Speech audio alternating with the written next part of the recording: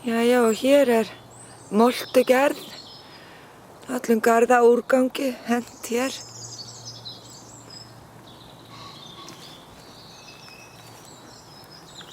Og gaman að vita hvað undir þessum stein.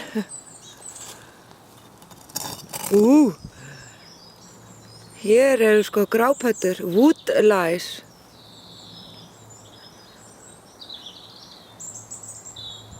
Þær lifa í raka og myrkri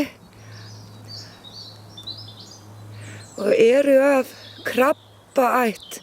Þær eru með lungu á afturfótunum og því mega þær aldrei þorna.